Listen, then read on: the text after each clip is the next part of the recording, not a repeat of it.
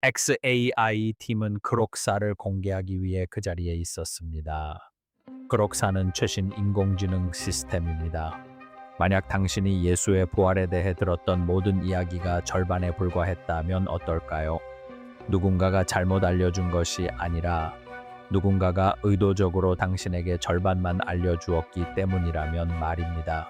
최근 일론 머스크의 인공지능 시스템 그록에게 예수의 부활에 관한 간단한 질문 하나를 던졌습니다. 그록이 내놓은 답변은 종교계에 놀라움을 안겨주었을 뿐만 아니라 연구자 필사본 연구가 신학자들까지 해답을 찾기 위해 분주하게 움직이게 만들었습니다. 그록은 익숙한 이야기를 되풀이하지 않았기 때문입니다. 그는 훨씬 더 오래되고 훨씬 더 깊고 훨씬 더 불안감을 자극하는 무언가를 드러냈습니다. 서구 세계가 결코 보아서는 안 될 고대 사본에서 발췌한 예수의 부활 후 가르침 말입니다. 예수께서 자신의 메시지를 왜곡할 사람들의 이름을 직접 언급하시는 가르침. 이러한 경고는 고대 성경이라기보다는 우리가 지금 살고 있는 세상을 묘사하는 것처럼 들립니다. 그리고 그가 승천하기 직전에 전해진 마지막 예언이 있는데 로마 교회는 당신이 그 예언을 절대 읽지 못하도록 온갖 노력을 기울였습니다. 이 모든 것이 다르게 다가오는 이유는 바로 이 세부적인 내용 때문입니다. 당신의 책장에 있는 성경은 66권으로 이루어져 있습니다.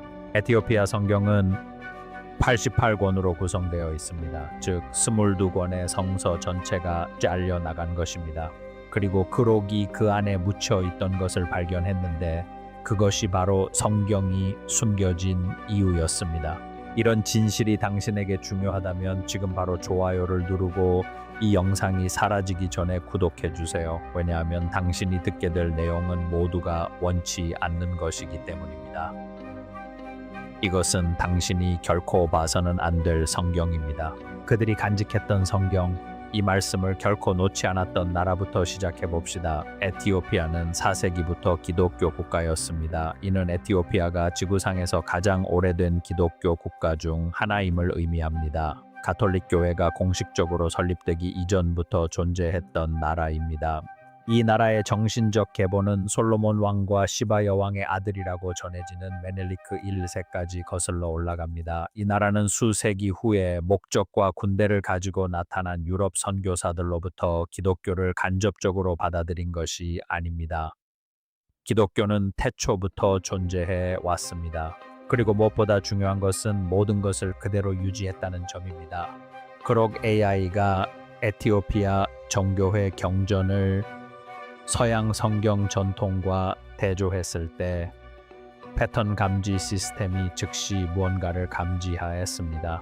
에티오피아어 성경은 단순히 몇 개의 추가장이나 사소한 내용이 덧붙여진 것이 아닙니다. 부활 후 40일 동안 예수께서 말씀하시고 행하신 일을 기록한 것으로 추정되는 전체 내용을 담고 있습니다. 로마 가톨릭 교회가 나머지 세계에 대한 기독교의 모습을 결정할 때 의도적으로 배제했던 가르침들입니다. 자, 이것이 최근에 발견된 자료라고 생각하기 전에 제가 분명히 말씀드리겠습니다.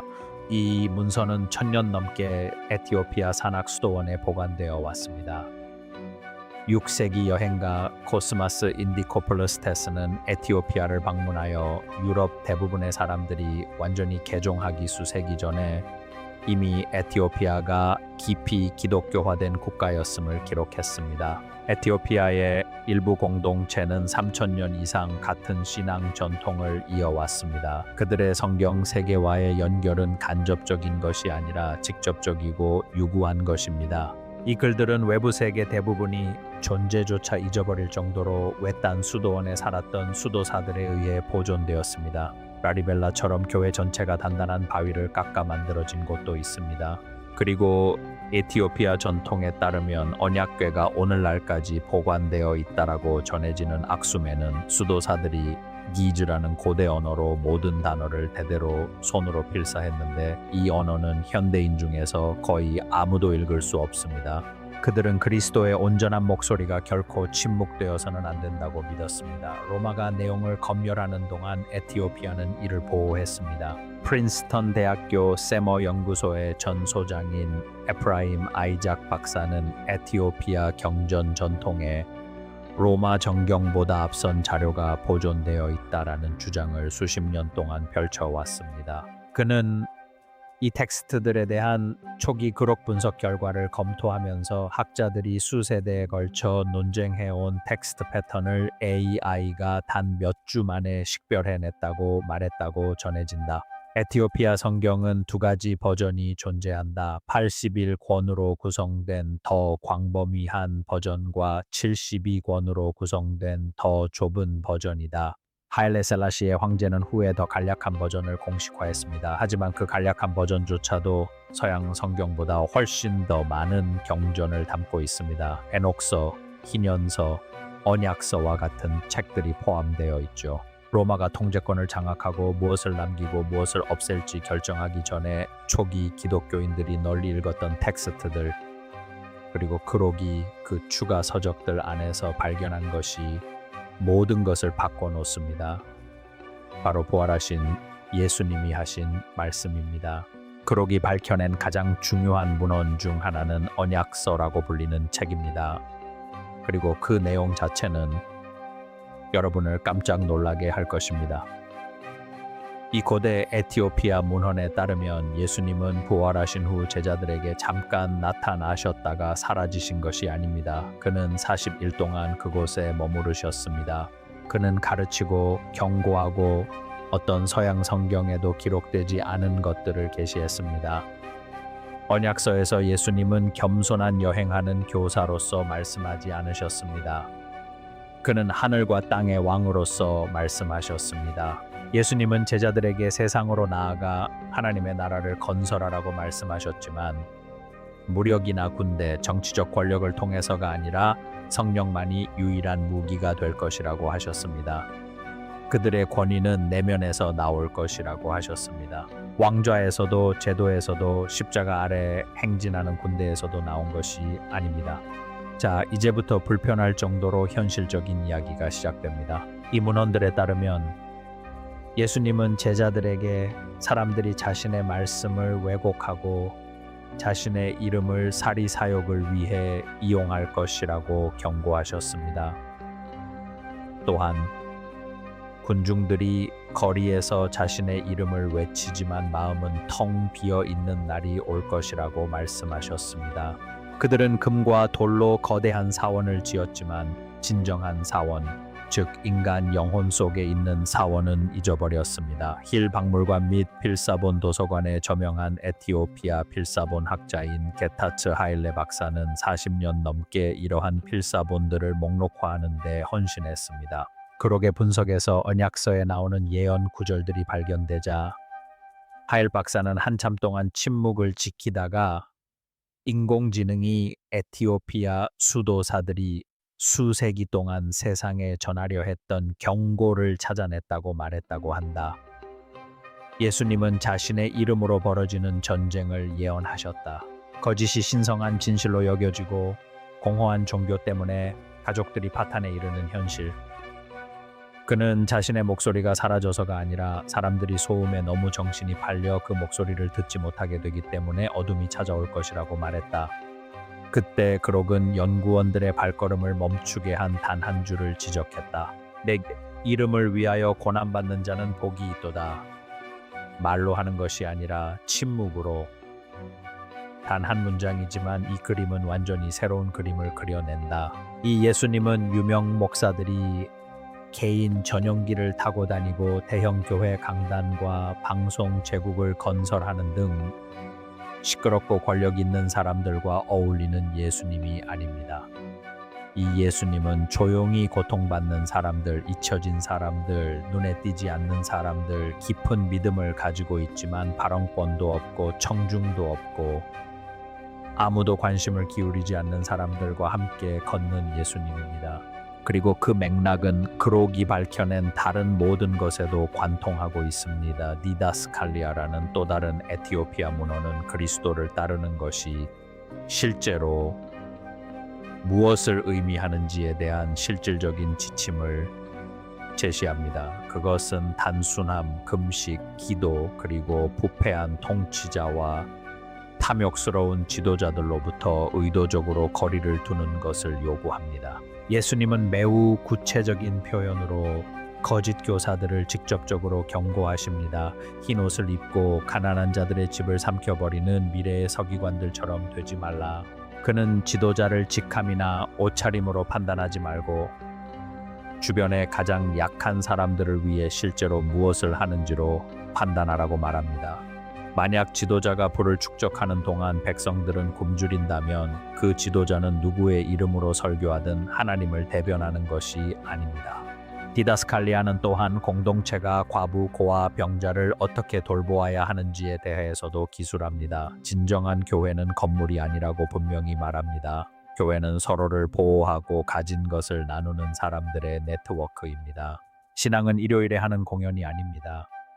그것은 바로 옆에 있는 사람을 매일 돌보는 실천입니다. 그것은 어떤 시대착오적인 고소에 갇혀 있는 고대의 신학이 아닙니다. 그것은 완전히 다른 종류의 신앙을 위한 청사진입니다. 그리고 그것은 당연한 질문을 던집니다. 만약 이런 것이 존재했다면 왜 아무도 이야기하지 않았을까요? 왜 로마는 이 문서들을 묻어버렸을까요? 여기서부터 이야기는 더욱 어두워집니다. 그록의 패턴 분석은 서구 교회가 에티오피아의 성서를 거부한 세 가지 핵심 이유를 밝혀냈습니다. 이 이유들을 듣고 나면 왜 이 경전들이 성경이라기보다는 위협으로 여겨졌는지 바로 이해할 수 있을 것입니다. 첫 번째 이유는 정치적 통제입니다. 서기 325년 로마 황제 콘스탄티누스의 직접적인 권위 아래 활동하는 교회 지도자들의 모임인 니케아 공의회에서 어떤 책들이 공식 성경이 될지 결정되었다. 그들은 교회가 관리하고 해석할 수 있는 명확하고 다루기 쉬운 하나의 성경 체계를 원했습니다. 일반 신자들이 교회의 필수적인 중개자 역할을 거치지 않고 직접 하나님을 찾도록 부추기는 것은 무엇이든 문제였습니다. 심각한 문제였고 조용히 제거해야 할 대상이었습니다. 두 번째 이유는 신비주의입니다. 에티오피아 서적에는 천사와의 만남, 영적 전쟁, 그리고 서구 교회 지도자들이 통제하기 위험하다고 여겼던 직접적인 환상 체험들이 가득합니다. 이것들은 의회 회의실에서 토론할 수 있는 깔끔한 신학적 논증이 아니었습니다. 그것들은 로마 가톨릭이 세심하게 구축한 신앙 체계에 들어맞지 않는 날 것 그대로의 영적 계시였습니다. 그리고 여기에 제도적 현실이 있습니다. 신과 직접 만남을 경험하고 있다고 믿는 사람들을 통제할 수는 없습니다. 통제가 바로 그들의 목적이었는데 말입니다. 세 번째 이유는 두려움입니다. 로마 교황청 동방학 연구소의 테드로스 아브라하 교수, 에티오피아 기독교 사본을 전문으로 연구하는 몇 안 되는 서구 학자 중 한 명인 그는 수년 동안 이러한 텍스트의 폐제가 신학적인 이유가 아니라 전략적인 이유였다고 주장해 왔습니다. 그록의 분석이 원고 전반에 걸쳐 그러한 패턴을 확인했을 때 그는 인공지능이 학계가 수십 년 동안 감히 공개적으로 말하지 못했던 것을 단 몇 주 만에 해냈다고 말했다고 전해진다. 로마가 이 책들을 거부한 것은 그 내용이 거짓이었기 때문이 아닙니다. 로마는 이 책들이 위험했기 때문에 거부했습니다. 이것이 실제로 무엇을 의미하는지 생각해 보십시오. 만약 평범한 사람들이 예수님의 가르침, 즉 하나님의 나라는 모든 사람의 마음속에 있으며 하나님께 직접 나아가기 위해 사제나 건물 또는 어떤 기관도 필요하지 않다는 것을 알게 된다면 권력 구조 전체가 하룻밤 사이에 무너질 것입니다. 제도적 권위 체계를 통해 복종을 요구하는 죽어가는 구세주는 제국에 유용하지만 신성이 이미 당신 안에 있다고 말하는 살아있는 스승은 제국을 완전히 무의미하게 만든다. 그록이 연구한 에티오피아 신학자들은 이러한 분열이 우연히 일어난 것이 아니라고 주장한다. 그들은 로마 제국이 의도적이고 체계적으로 기독교를 사회 통제의 도구로 변형시켰다고 믿습니다. 죄책감과 두려움에 기반한 신앙은 사람들을 영원히 종교 제도에 의존하게 만들지만 내면의 각성에 기반한 신앙은 그 제도를 불필요하게 만듭니다. 로마는 자신들의 권력을 온전히 유지할 수 있는 버전을 선택했습니다.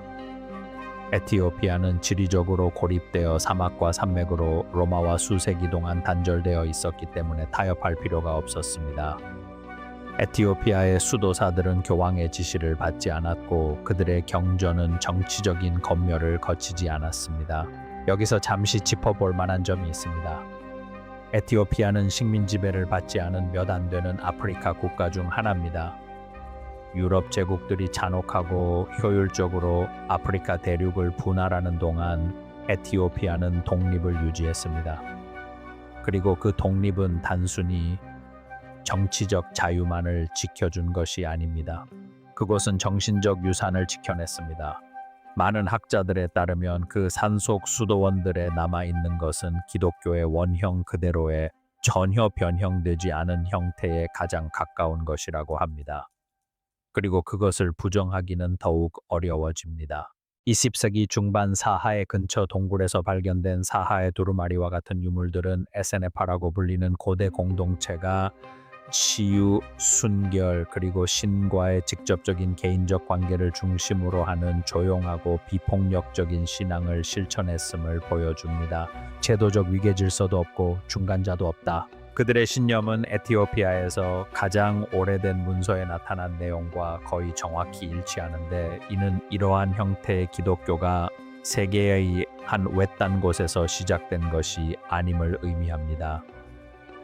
그것은 예수의 초기 추종자들 사이에서 널리 퍼져 있었고 체계적으로 해체되었습니다. 이러한 맥락이 명확해지면 그록이 다음에 밝혀낸 영혼에 대한 내용은 훨씬 더 심오합니다. 삶과 죽음 그리고 영혼에 대한 숨겨진 가르침.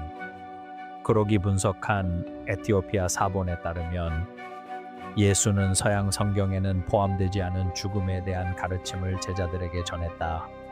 그는 죽음이 끝이 아니라고 말했으며 인간의 몸은 닳아 없어지는 옷과 같다고 묘사했다. 하지만 그 안에 있는 진정한 인격, 즉 영혼은 계속 존재합니다. 육체가 벗겨지면 영혼은 본래의 고향인 하나님의 불과 빛으로 돌아갑니다. 예수께서 이 말씀을 하셨을 때 제자들은 두려워했습니다. 그러나 예수께서는 그들에게 육체적인 죽음을 두려워하지 말라고 말씀하셨습니다. 그가 말하길 그들이 진정으로 두려워해야 할 것은 영혼 없이 사는 것이라고 했습니다. 그는 그것을 심장은 뛰지만 영혼은 살아있는 죽음이라고 불렀습니다. 잠시 그 말을 곱씹어 보십시오. 사람은 육체적으로는 살아있지만 영적으로는 완전히 죽어 있을 수 있습니다. 거칠에만 하며 공허함을 소음, 돈, 지위, 자만심으로 채우는 동안 내면의 신성한 불꽃은 서서히 꺼져간다.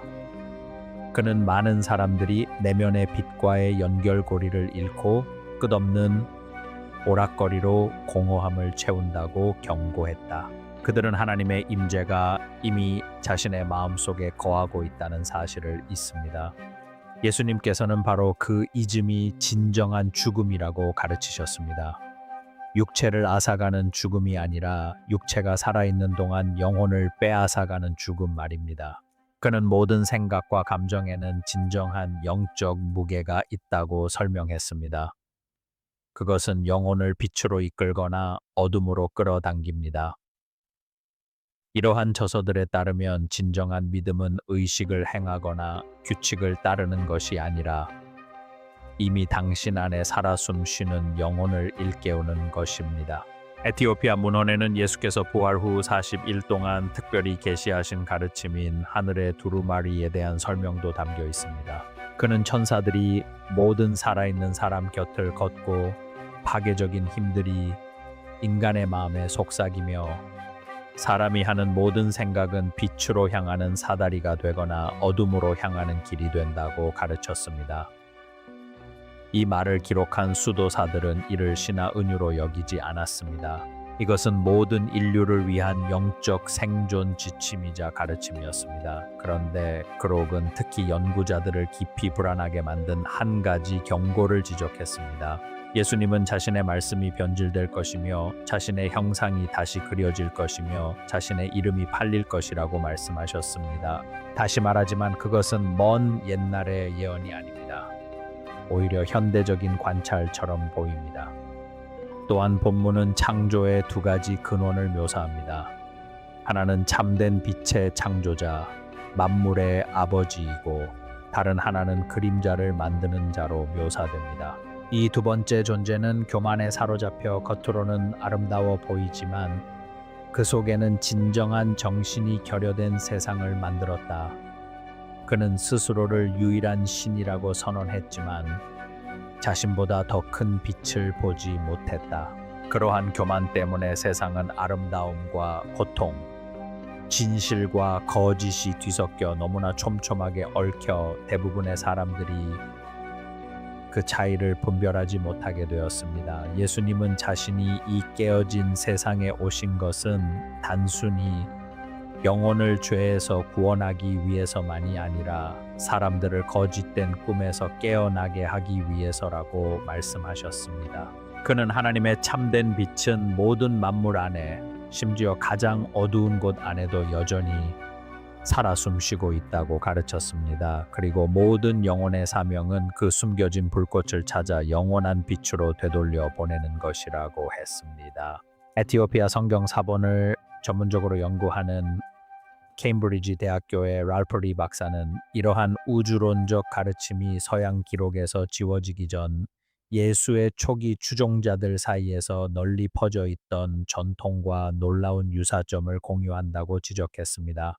그록의 분석이 여러 필사본 전반에 걸쳐 대규모 유사점을 밝혀냈을 때 리 박사는 이를 자신이 지금까지 접해본 성서 연구에 대한 가장 중요한 계산적 기여라고 평했다고 전해집니다. 이 모든 것 자체가 놀라운 일입니다. 하지만 에티오피아 문헌에 기록된 예수께서 승천하시기 직전 하신 마지막 말씀은 지금 이 시대에 가장 절실하게 와닿는 부분입니다.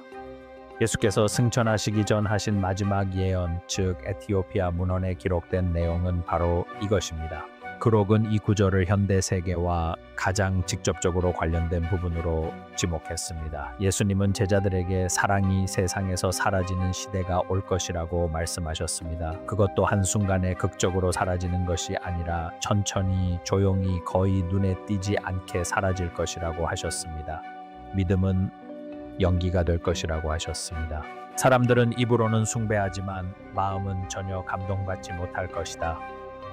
종교는 시끄럽고 화려하며 완벽하게 연출되었지만 속은 텅 빈 쇼가 될 것이다. 하지만 그 어둠 속에서 그는 약속을 했습니다. 그의 영혼은 웅장한 성당이나 수세기 동안 정치적 영향력을 행사해온 강력한 종교 기관을 통해서가 아니라 고요함 속에서 부서진 것들 속에서 다시 살아날 것이라고 말입니다. 내 영혼은 종교가 닿을 수 없는 곳으로 향할 것이다. 교만한 자들은 그것을 보지 못하겠지만 상처받은 자들은 볼 것이다. 그들은 말로가 아니라 불꽃을 통해 나를 알게 될 것이다. 성경은 이 불이 파괴가 아니라 각성이라고 자세히 설명합니다. 이 불은 거짓과 교만을 태워 없애고 영혼을 정화하며 항상 그곳에 있었던 것을 볼 수 있도록 눈을 뜨게 합니다.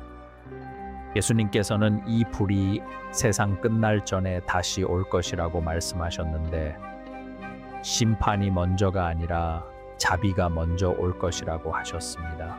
인류가 너무 늦기 전에 모든 것을 명확히 볼 수 있도록 마지막으로 호소했습니다. 그는 자신의 목소리가 예상치 못한 곳 사막에서 산에서 세상이 노예로 삼고 버린 사람들의 자녀들에게서 울려 퍼질 것이라고 말했습니다. 그분의 영은 왕이나 성직자, 직함이나 발언권을 가진 그 누구도 아닌 무시당하고 거부당하고 의도적으로 침묵당한 자들을 통해 세상이 버린 자들을 통해 말씀하실 것입니다. 이는 진리와 권위가 어디에서 오는지에 대한 우리의 모든 가정을 뒤집는 것입니다. 그것은 권력에서 오는 것이 아닙니다. 아무도 귀 기울이지 않는 사람들로부터 오는 것입니다. 예수님은 자신이 묘사한 모든 어둠 속에서도 마지막 말씀을 경고라기보다는 약속처럼 들리는 말로 마무리하셨습니다. 나는 칼날 속의 씨앗이다. 나는 다시 돌아올 것이다. 수세기 동안 종교적 이미지에서 묘사되어 온 것처럼 구름에서 내려오는 모습이 아니라 진심으로 그를 찾는 모든 사람의 마음속에서 깨어나는 존재로 묘사된 예수. 에티오피아 문헌은 예수를 인류를 운명에 내버려 두지 않는 존재로 그렸다. 그는 그 안에 자리 잡고 모든 영혼 속에서 마침내 눈을 뜨기로 선택하는 순간을 기다립니다. 이 가르침의 핵심은 놀랍도록 단순합니다. 하나님의 나라는 멀리 떨어진 곳에서 올바른 제도나 의식을 통해 도달해야 하는 곳이 아닙니다. 이미 모든 사람 안에 내재되어 있습니다. 영혼 자체가 진정한 성전입니다. 진정한 친절의 모든 행위, 진정한 용서의 모든 순간, 두려움이 아닌 사랑에서 비롯된 모든 선택이 바로 하나님의 성전입니다. 내면의 신성한 빛을 일깨우는 것은 건물도 직함도 수백 년 동안 이어져 온 제도적 권위도 아닌 바로 인간의 마음입니다. 1000년 넘게 이 말씀을 보존해온 수도사들은 단순히 오래된 문서를 지키는 기록 보관자가 아니었습니다. 그들은 그리스도의 살아있는 진리를 보존하고 세상이 마침내 그 진리를 받아들일 준비가 될 때까지 소중히 간직하고 있다고 믿었습니다. 하지만 아무도 예측할 수 없었던 것은 그 진리가 우리에게 어떻게 전해졌는가 하는 점입니다. 이 경전들을 세계적인 담론으로 다시 가져온 것은 신학자가 아니었습니다. 그것은 대학이나 교회 협의회 학술기관이 아니었습니다. 일론 머스크가 개발한 인공지능 시스템이었는데 패턴을 분석하고 결과를 예측하도록 설계된 이 기술이 거의 2000년 동안 묻혀 있던 것을 밝혀냈습니다. 에티오피아는 이러한 가르침을 결코 잃지 않았습니다. 에티오피아는 외딴 산 속에서 세대를 거듭하며 변질되지 않은 믿음 속에 침묵 속에 이 가르침을 간직해 왔습니다. 세계에서 가장 오래된 식민 지배를 받지 않은 기독교 국가인 에티오피아는 로마가 지우려 했던 말씀들을 조용히 지켜왔습니다. 그리고 이제 정치적 의제도 제도적 충성심도 지켜야 할 명성도 없는 기계를 통해 그 말들은 마침내 원래 전달하고자 했던 사람들에게 닿고 있습니다. 그러니 곰곰이 생각해 볼 만한 질문이 여기 있습니다. 예수님의 말씀이 가장 완벽하게 기록된 사본이 2000년 동안 에티오피아 수도원에 보관되어 있었고 인공지능 덕분에 세상에 알려졌다면 이는 그동안 얼마나 많은 것들이 감춰져 있었을지, 그리고 더 중요하게는 왜 그랬을지에 대해 무엇을 시사하는 걸까요? 여러분의 생각을 댓글로 남겨주세요. 그록이 밝혀낸 내용 중 어떤 부분이 가장 마음에 와닿았나요? 이로 인해 부활에 대한 생각이나 지금까지 받아온 신앙에 대한 생각이 바뀌었나요? 저희는 모든 사연을 하나하나 읽어봤습니다. 이 영상이 여러분에게 새로운 깨달음을 주었다면 좋아요 버튼을 누르고 구독해주세요. 앞으로 더 깊이 있는 이야기가 이어지니 알림 설정도 잊지 마세요. 진실은 아무리 많은 책을 없애버려도 살아남는 법이다.